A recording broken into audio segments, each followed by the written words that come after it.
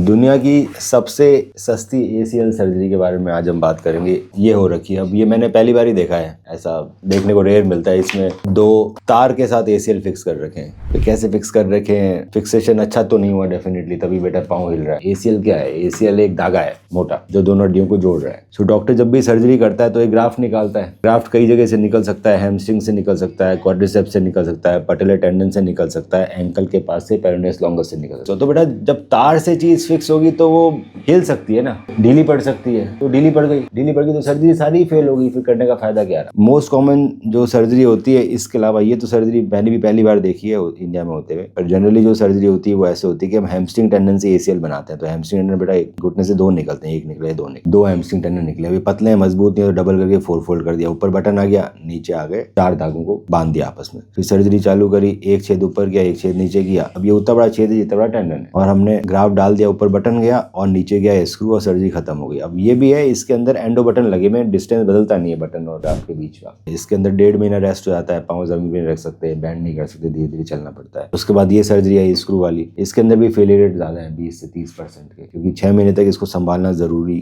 अगर मैं better surgery की बात करूँ, क्वाड्रिसेप्स टेंडन, इससे ACL बनाते हैं। इस सर्जरी से हम अगर इधर आ गए तो क्या क्या फर्क है, इस पे डिसाइड करेंगे। तो सबसे पहले क्वाड्रिसेप्स टेंडन निकालने के लिए हमें लेना पड़ता है बेटा क्वाड प्रो टेंडन हार्वेस्टर। इसमें दूरबीन से ही निकाल सकते हैं, वो चीरे लगाने की जरूरत नहीं है। और ये एक ही निकलेगा मोटा, हैमस्ट्रिंग के 2-3 पतले निकलते हैं, ये एक ही मोटा निकालेंगे क्वाड्रिसेप्स। इसके जो बटन आते हैं बेटा, उसका नाम फाइबरटेक टाइट्रो। आपकी जो तार की जगह ये बटन लगेंगे फाइबरटेक, और ये निकलेगा 10 mm 10 mm का निकलेगा। हैमस्ट्रिंग से ज्यादा मोटा निकलता, छोटे चीरे से निकल जाता है। जो मैं निकालूंगा वो वापस रुक जाएगा। तो हमने टेंडन तो निकाल लिया बड़ा, और हम छेद करेंगे छोटा फ्लिप कटर से। फ्लिप कटर का मतलब अंदर आके खुल जाता है। ये बटन सिस्टम आते हैं बेटा लॉक करने के। तो ये 2 जो तार लगी उसके जगह 2 बटन लगेंगे। बटन आते हैं इतने सारे, क्वाड्रिसेप्स के, हैमस्ट्रिंग के, पटेलर टेंडन के बोन कई बार खत्म हो जाते हैं इंडिया में। 2 क्वाड्रिसेप्स यूज करेंगे। फ्लिप कटर का मतलब ये अंदर आके खुलता है बेटा, ये अंदर आएगा, अंदर आके खुल जाएगा, अंदर आके खुल गया। ऊपर भी फ्लिप कटर और नीचे भी फ्लिप कटर। फ्लिप कटर से हमें दर्द नहीं होगा सर्जरी के बाद, छेद बहुत छोटा है। एडजस्टेबल सिस्टम मतलब बटन लगने के बाद 2 धागे खींचे, अपना आप टाइट हो रहा है। ऊपर भी एडजस्टेबल और नीचे भी एडजस्टेबल।